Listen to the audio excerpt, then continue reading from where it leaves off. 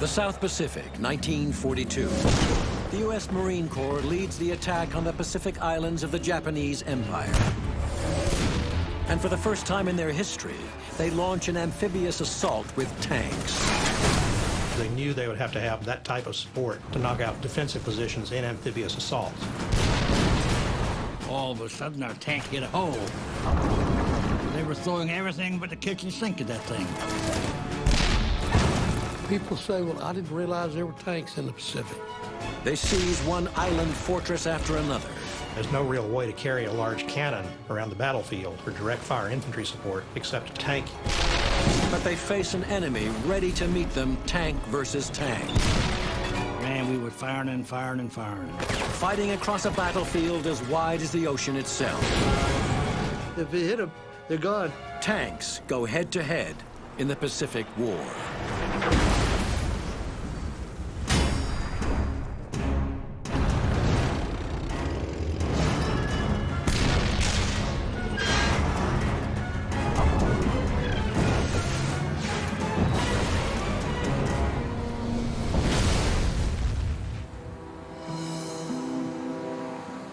Today, the palm-fringed beaches of the South Pacific are a destination for holidaymakers seeking paradise. But in World War II, they would become a blood-soaked graveyard for the U.S. Marine Corps. In December 1941, the Japanese launch a surprise attack against the United States naval base at Pearl Harbor, Hawaii. Striking at the heart of American power in the Pacific and dragging the U.S. into the Second World War. For more than 50 years, the Japanese have been pursuing a policy of aggressive military expansion. Their empire now stretches halfway across the Pacific Ocean from mainland Asia. The Japanese military machine has been unstoppable, swallowing one island chain after another. From the Marianas to the Gilberts and to the Solomons. Japan's strategy was pretty effective at this particular point because basically they had managed to run riot all through the southern Pacific. They had things pretty much their own way. Each island in its possession is now a fortress, bristling with manpower and heavy armor. The goal was to make it so expensive for the Americans to come back and to counterattack them that the Americans would lose hope and simply give up on recovering or counterattacking the Japanese and seizing back this empire. But give up, they did not. And in June 1942, with a decisive naval victory at the Battle of Midway, the Americans turned the tide of war. A common saying is that before Midway, the Japanese never stopped advancing. After Midway, the Japanese never stopped retreating. The Americans go on the offensive, and it's the Marines who are tasked with rolling back the Japanese empire across 6,000 kilometers of ocean, with the plan to seize one island stronghold after another until they reach mainland Japan itself. Overshadowed by the achievements of the infantry, the role of the tank in the Pacific War has been untold. People say, well, I didn't realize there were tanks in the Pacific. There's very little written about the tanks in the case of the Marine Corps. The infantry always has this strange love-hate relationship with tanks. They don't like to be around the tank because it takes fire, but when you're taking fire from an enemy position, there's nothing quite like that direct fire cannon and those heavy machine guns and that armored protection to help eliminate enemy positions. There's no real way to carry a large cannon around the battlefield for direct fire infantry support except a tank. The Marines' first hurdle is Guadalcanal, which they seek to take with overwhelming force, including 20,000 troops and more than 50 light tanks. But it becomes a protracted and bloody campaign.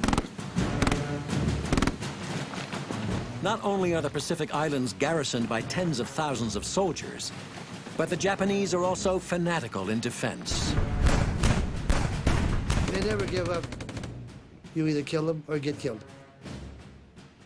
This is war. They don't give up. And crucially, the U.S. Marines' frontline armored weapon, the M3 light tank, proves a failure. The light tanks did not possess enough firepower with their small 37mm cannons to do much against the major Japanese defenses. So the light tanks of the Marine Corps are replaced with the Sherman.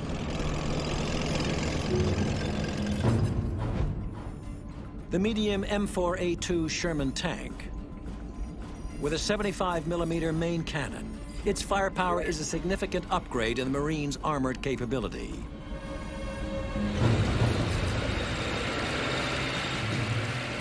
How do they compare? Like night and day.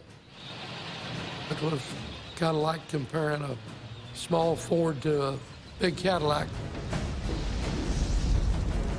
With the lessons learned at Guadalcanal, a victory that takes 6 months and comes at a cost of more than 7,000 casualties, the U.S. Marines move on to their next objective, Tarawa.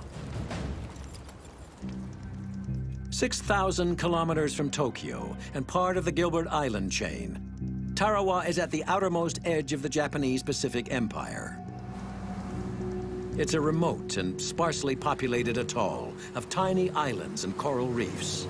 The Japanese realized, having executed several amphibious assaults themselves, that the best place to defeat an amphibious assault is at the water's edge, where the troops are still wading ashore, where they're still knee-deep and struggling. So most of their defenses were sited around the perimeter of the island. So confident is Japanese Rear Admiral Keiji Shibasaki, he boasts that 1 million men could not take the island in 1,000 years. Dug in behind the defensive seawall at Tarawa are 5,000 soldiers, 65 heavy guns, and 7 tanks.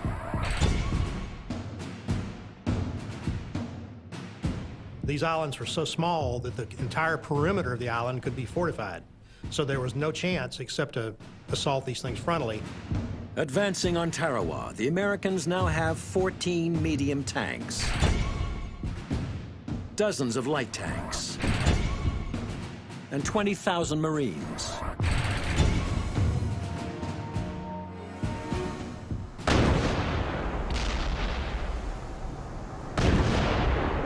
November 20th, 1943. At 0500 hours, the American attack begins with a massive naval bombardment. Its aim, to destroy the Japanese defenses and breach the seawall. We could see the planes dive bombing the island.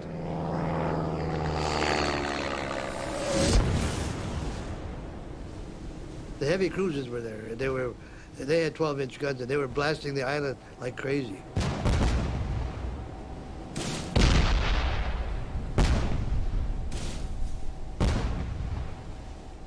What I was worried about is I was worried about one of them things might hit me.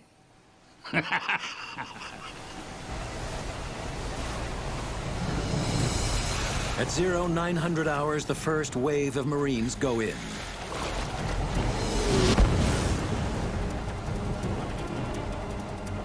On a small island like Tarawa, the only thing you can do is attack right into the teeth of the defenses, just kind of slog ashore and try to do the best you can in this frontal assault.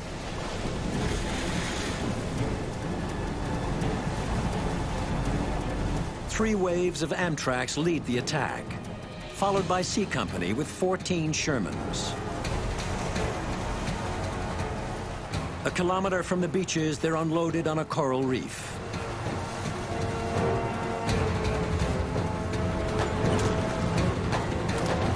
Then you go into the lagoon, then you go in. And that's when things got rough. Because it's now that the U.S. tankers come within range of the Japanese heavy guns. All our positions on all beaches opened on enemy landing craft. The Americans appeared to be surprised and confused. Wading ashore through 3 feet of water under murderous fire, the tankers encounter an unforeseen hazard. the shell holes created by their own naval bombardment. All of a sudden, our tank hit a hole.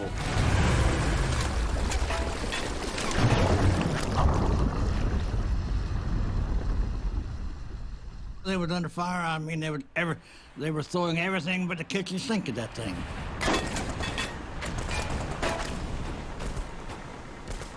So I opened the hatch and slid down the back of the tank into the water. And I don't know how I did it without getting hit, because all I could hear in the water was put all over. And of the 6 tanks I had on that beach, 3 of them drowned out in the water.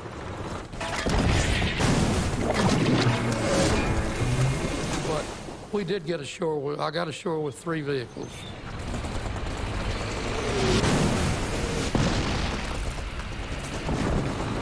But far from being destroyed, the Japanese seawall is still intact, barring their way and effectively trapping them on the beach. The tank you can't drive over that 5-foot seawall. And they had built, in some cases, positions actually into or just atop the seawall. It was a very effective defense with interlocking fields of fire. What remains of C Company must now run the gauntlet of the anti-tank guns, desperate to find a breach through the seawall. And if they could manage to fire into the area behind the tracks, they could penetrate the very thin armor there. They would simply pump rounds into these tanks until they were destroyed or caught fire.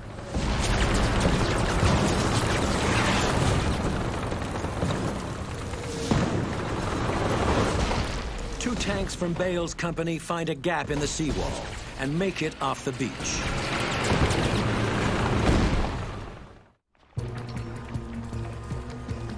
It has now taken the U.S. Marines 6 hours to establish a beachhead on Tarawa. And the cost has been high, with 50% of their tank capability already destroyed. Looking back on it, we're pretty naive because the intelligence did not reveal the true nature of the Japanese defenses, the tenacity of the Japanese. But with the seawall breached, the tables have now been turned. It was strange. All the Japanese defenses were oriented seaward, and we were on shore. So that once you could get in behind these things, you could knock them out by attacking the rear entrances without coming under so much intense fire.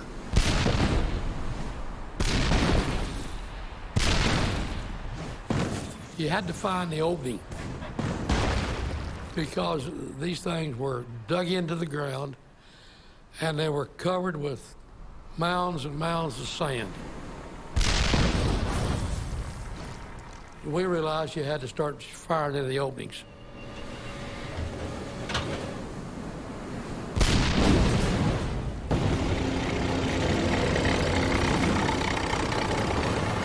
But we had not gone more than 100 yards inland and we ran into this Japanese tank showed up.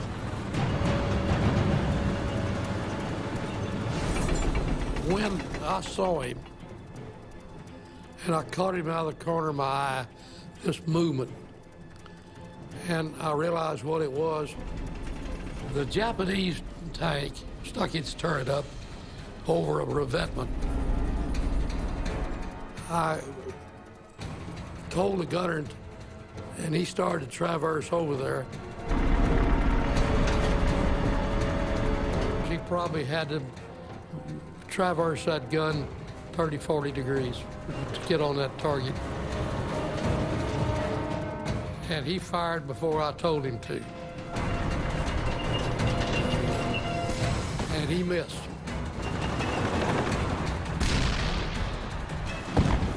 That was a prepared position for the Japanese tank, where it could sit there and then pull up, put its turret and gun up over the revetment and fire. And that's what it did.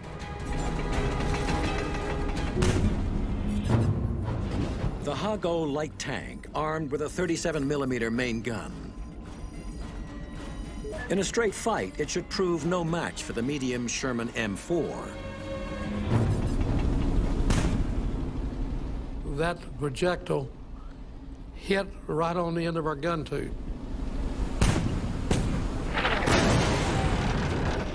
Took a piece out of our gun tube, and fragments came down the tube, and it lit up like a Christmas tree. It was a lucky shot. It was a lucky shot. Bale's tank is disabled, but he has backup. The other tank that was with us fired.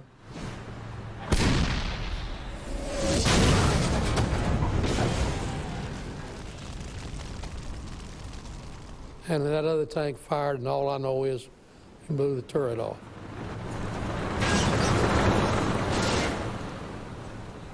We call them a tin can. And that's what they are. I mean, compared with our tanks.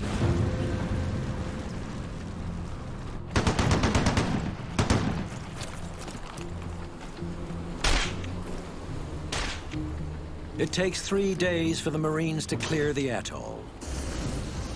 4,700 Japanese are killed, including Rear Admiral Shibasaki, with only 17 choosing to surrender.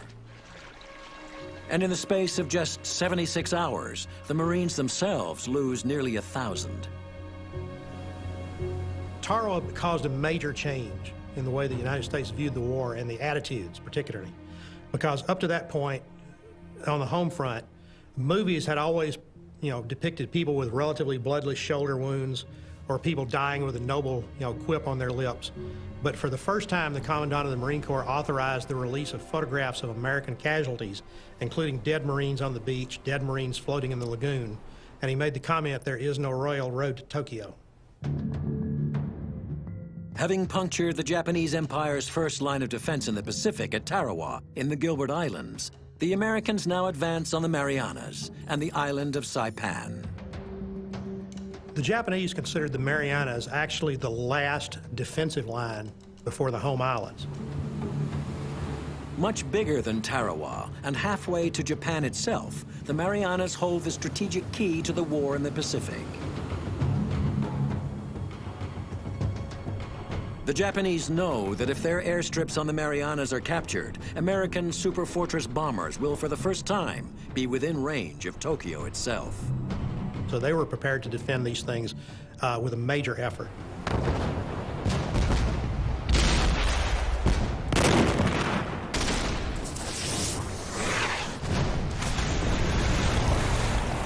June 15th, 1944. The U.S. Marines launched their amphibious assault.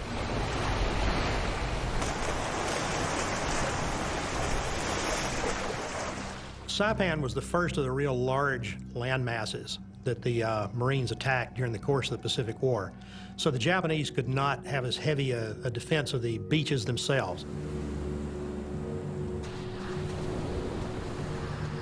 We did not encounter the bomb craters and all off the beach. We didn't encounter the heavy Japanese gunfire from emplacements. And as far as I was concerned, I got my company ashore pretty easily. Unlike on Tarawa, the main Japanese defenses are situated behind the shoreline. And as the U.S. Marines advance off the beaches, they discover the Japanese are waiting for them, dug into a network of almost impregnable bunkers. Oh, they had pillboxes all over, and they were connected underground.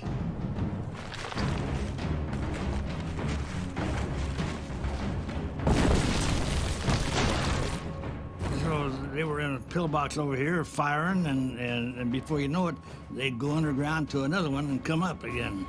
Which means the U.S. Marines have to clear and destroy each defensive position, one by one. So the Marines not only had to kill the defenders of position, they had to physically destroy that position to keep it from being reoccupied. And the only way they can do that is to burn them out, using the newest weapon in the U.S. Marines armory. The Satan Flame Tank is a reconditioned Stuart M3 light tank. its 37mm main cannon refitted with a Canadian-designed Ronson flamethrower. It was an absolutely deadly weapon against any sort of fixed position because it doesn't really kill the enemy by burning, but it consumes all the oxygen and suffocates even somebody inside a closed position. With a range of just 55 meters, the flamethrowers are only effective at close quarters. The flame tank had to approach within a certain distance, rendering itself vulnerable to enemy counterattack by infantry with these little grenade mines or a suicide weapon they call the lunge mine, an anti-tank mine on the end of a bamboo pole that they would come up and shove against the side of the tank. They had a lot of success sticking these against the engine doors on the light tanks where the armor was much thinner.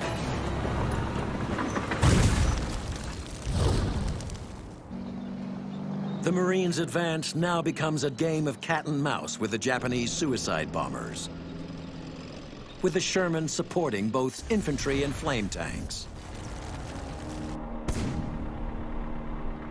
So it was simply a matter of working with the infantry and slow going and digging these people out. Then we went down about 1,000 yards toward a big pillbox about 20 foot high. I mean the big one.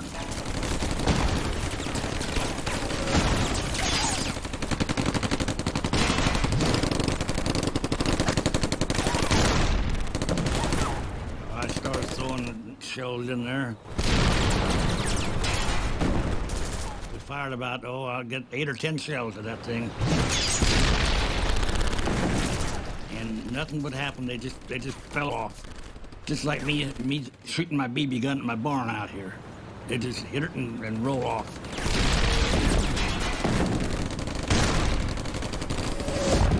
Can you imagine? Nothing can get through that.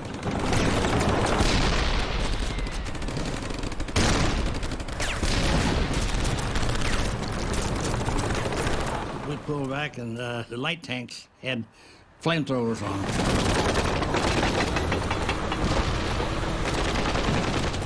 There's no way you could knock that thing out. You had to burn them out. That's the only way you could do it. But with its limited range, the Satan tank needs protection. I was more concerned about being swarmed by the Japanese than I was about Japanese gunfire. So the idea was, of course, that these escort tanks could stand off in some position off to the side, to the rear, wherever required to protect the flame tanks from this type of counterattack. So they took flamethrowers up there and they burned them out.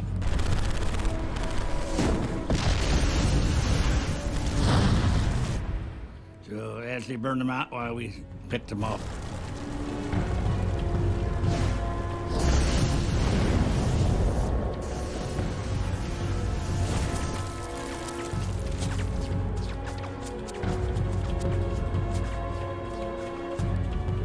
By day's end, a beachhead has been established. But the Japanese on Saipan are far from finished. As the U.S. Marines clear the Japanese defenses on Saipan, the Japanese tank formations that have been held in reserve prepare to strike back. The Japanese principle was always to try to counterattack. They had almost a cult of the attack and the counterattack. Whether we attack or not, we are going to die. Let's advance together against the American devils and leave our bones on Saipan. The problem is, it came to be a kind of a situation where they saw dying in one of these things as almost a kind of a goal into itself. As night falls at the end of day 2, the U.S. Marines reach one of the island's airstrips.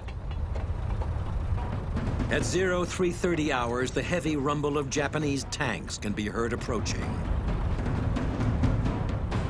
The Japanese came over this ridgeline. Must have had every tank they had on Saipan. Because I don't know if anybody ever saw any more Japanese tanks. It was a big attack for an island like that and a force like that. They had sent in major units, including the largest single Japanese tank unit that the Americans encountered during the course of the Pacific War. 37 tanks lead the Japanese charge. A full frontal banzai-style attack, straight at the American lines. A banzai attack is just a maze of confusion.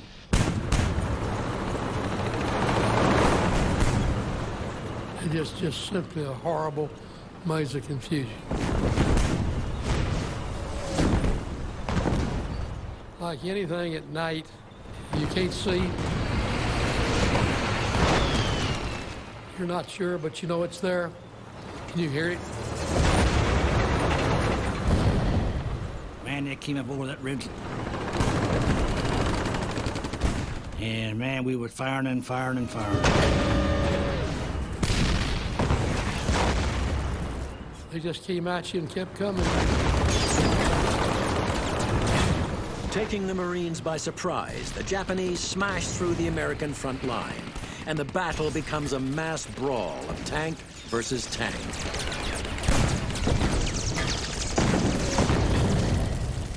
As they advanced 200 or 300 yards, they encountered the anti-tank company and this tank platoon. It turned into just a huge melee with things all mixed in together.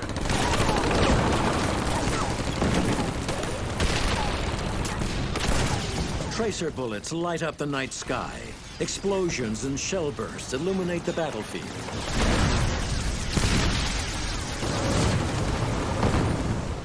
With tanks firing at point-blank range, the Japanese Hago now finds itself hopelessly outgunned by the U.S. Sherman.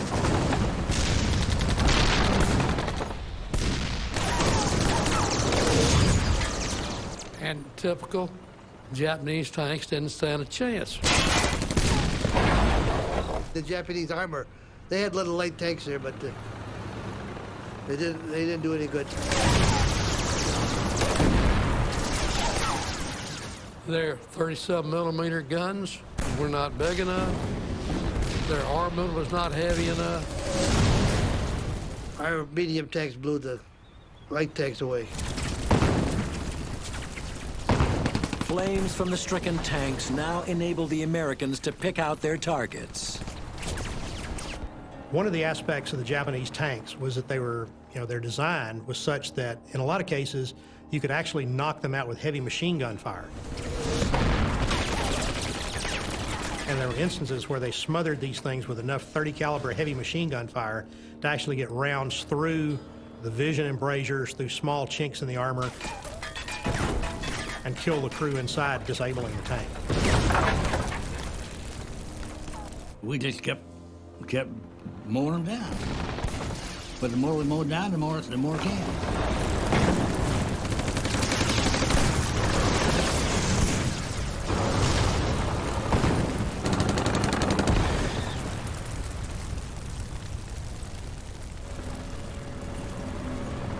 This thing went on all night long. By dawn, the Americans were able to come out over the battlefield, and there were about 33 Japanese tanks, in various stages of disrepair, shall we say, strewn about the battlefield. Well, walking around there looking at that after it was over, it looked great. Looked great. It kind of looked like going out on a baseball field after your team wins a baseball game. The action on that night succeeded in destroying about 3/4 of the major Japanese armored force on the island. After that night attack, the Japanese had no more tanks left. Although outnumbered and overwhelmed by superior American armor, the Japanese defenders on Saipan refuse to surrender.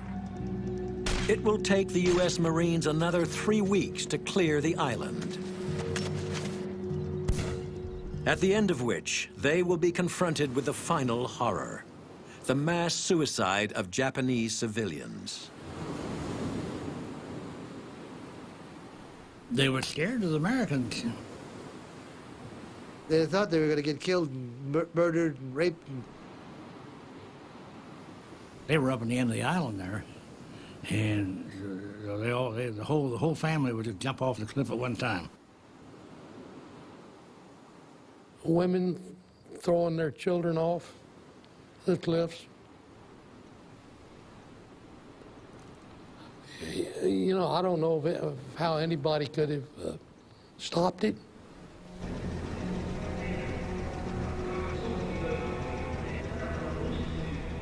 All they really had to do was raise a white flag, and we wouldn't do nothing to them.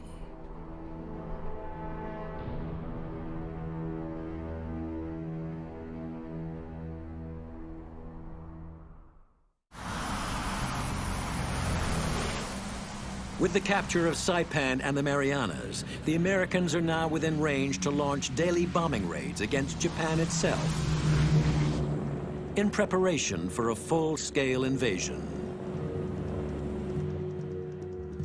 But Iwo Jima, a tiny volcanic island situated halfway between Saipan and the Japanese mainland, remains a thorn in the American side.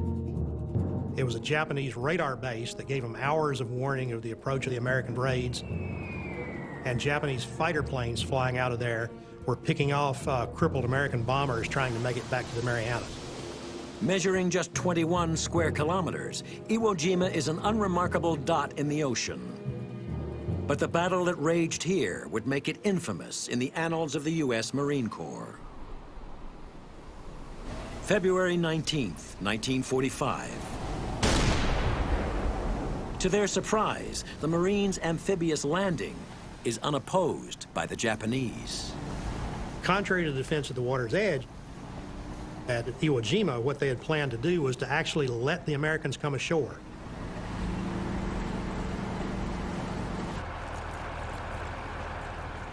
The first problem that presented itself at Iwo Jima was simply the nature of the beaches. A lot of the beach sand is not sand in the sense we normally think of it, but volcanic ash. And a man jumping out of a landing craft and struggling up onto the beach, when he got into the dry sand, every step you took, you sank in up to your knees. Vehicles just floundered in it, tanks trying to advance through it. The tracks would begin to churn this material, but the tank would be sitting on its belly with its tracks churning and just throwing up ash and sinking in deeper and deeper and deeper. When we hit the beach, that loose volcanic ash had built up into the tracks to where one of the tracks exploded. As the first tanks advance off the beaches and get onto firmer ground, they encounter a new danger.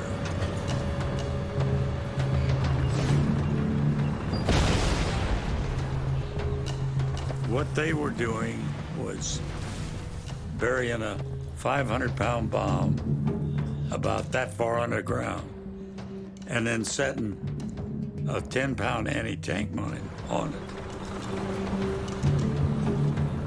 In some cases, these were command detonated. They could be detonated electronically by somebody waiting in a nearby cave. The American tanks push on, not knowing when or where another mine will strike.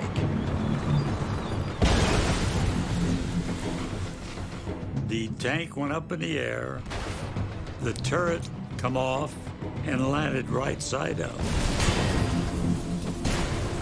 And the tank went over. The driver and the assistant driver, they're dead before the dirt clears.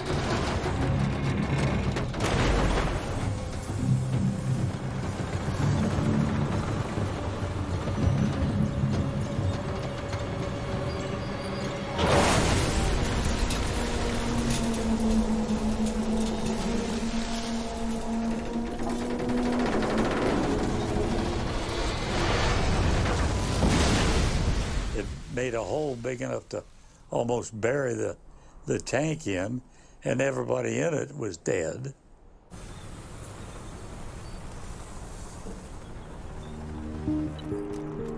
Each step taken by the U.S. Marines on Iwo Jima will be fraught with unforeseen dangers.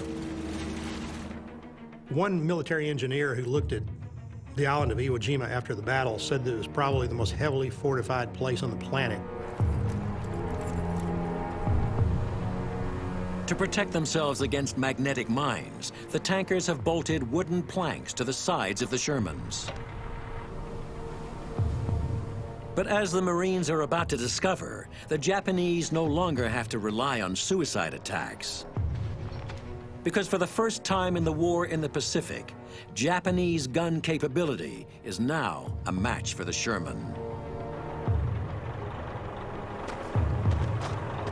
One of the major obstacles that the American tanks had to cross was two interconnected airfields on the central part of the island.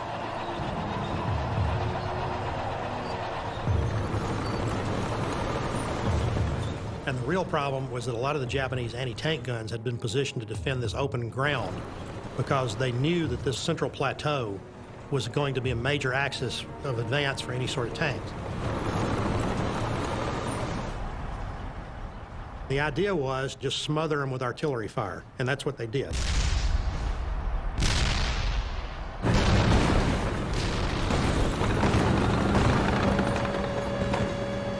There was mortars and big guns flying all over around.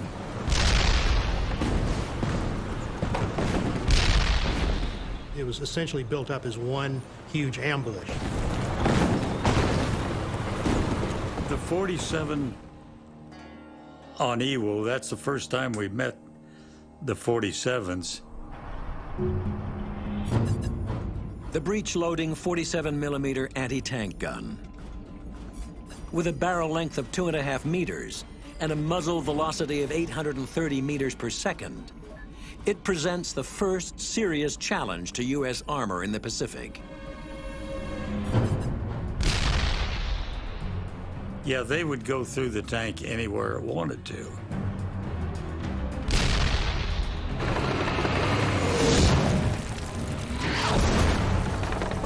As the tanks advanced over this relatively open terrain, these 47mm anti-tank guns, and in some cases larger guns, were able to fire into the sides and rear of the tank.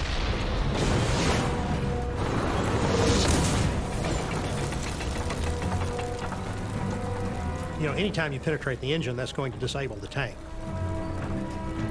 So it was vulnerable, you know, to fire if it was engaged from the rear.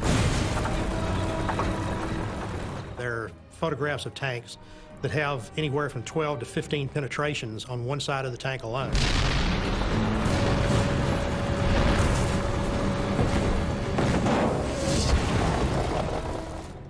Yeah, a lot of tanks were done in.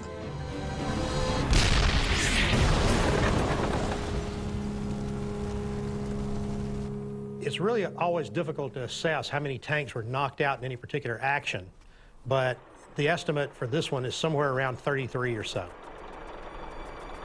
The American advance is slow and the cost is high, but it's also unstoppable. And on the 5th day of the battle for Iwo Jima, the U.S. Marines plant the Stars and Stripes on the summit of Mount Suribachi, the highest point on the island. And Joe Rosenthal's photograph will become an iconic image, not only of the Marines' triumph, but also of their struggle. It will take another 30 days of the fiercest fighting in the whole of the Pacific War for the Americans to secure the island.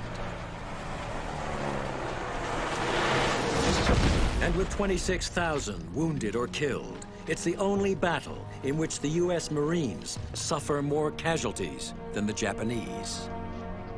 We had all kinds of good information, but whether it was going to be as bad as it was, I don't think we had any idea that it was going to be a month long, but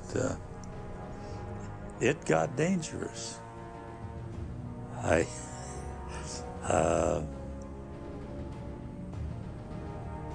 lot of guys bought it. A hell of a lot.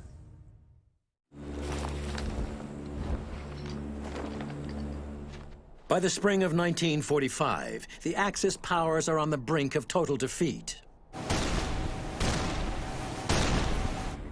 In the Pacific War, the U.S. Marine Corps has fought 5,500 kilometers, halfway across the ocean, to reach Japanese home territory. Okinawa, 600 kilometers from the mainland, is the first of the home islands to be attacked. But with nowhere left to retreat, the Japanese are prepared to defend Okinawa and their homeland to the death.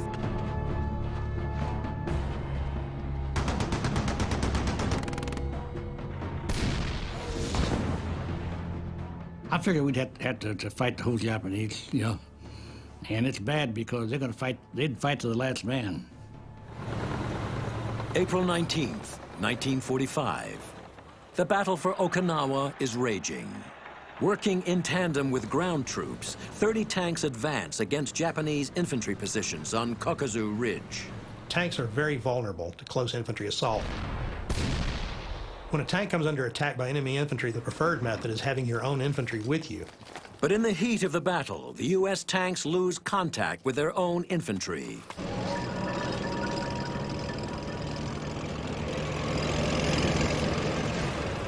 They sent a lot of the medium tanks out into Japanese occupied territory unescorted by infantry. Undefended by ground troops, the column makes a power drive through enemy lines, which are teeming with anti-tank guns. They had all these artillery pieces and heavy anti-tank guns in caves. They'd roll them out and fire them, and they were good at it.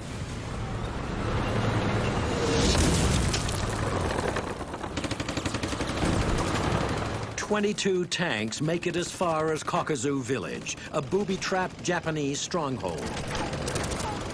Where lacking any ground reconnaissance, the tankers are ambushed.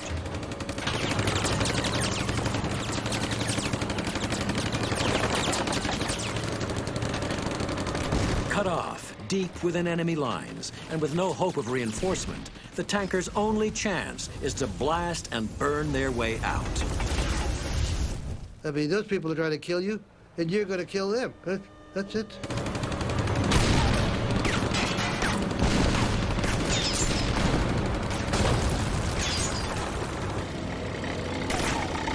Of the 30 tanks that set out on the mission, only 8 returned.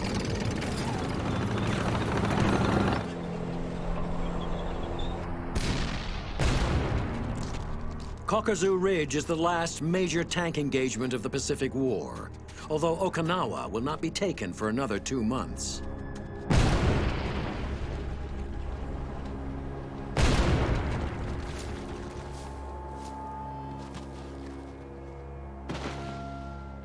Losses on both sides are dreadful, with more than 100,000 fatalities. But however desperate their defense of their homeland, the Japanese cause is now hopeless.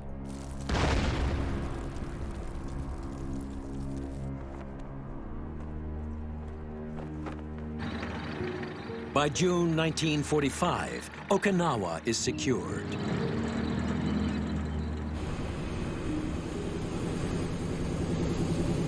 On August 6th, the Enola Gay takes off from the Marianas to drop the first atomic bomb on Hiroshima.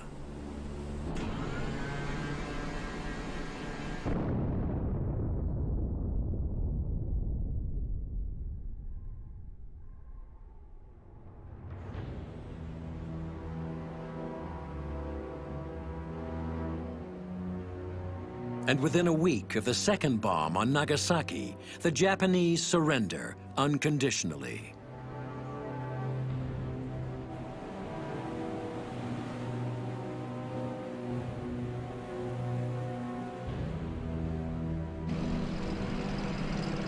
Of all the campaigns of the Second World War, none was more fiercely contested than the South Pacific. For the Japanese, the cost is enormous. Total defeat, and more than 2 million casualties. Casualties for the U.S. Marines alone amount to more than 95,000 men. But ultimate victory is theirs. You do your job. You don't. All you do is get him before he gets you. That's the name of the game. And central to the U.S. victory was the role of the tanker. I feel proud of the tankers. Tanks are always part of it. I've always been very proud of that tank company.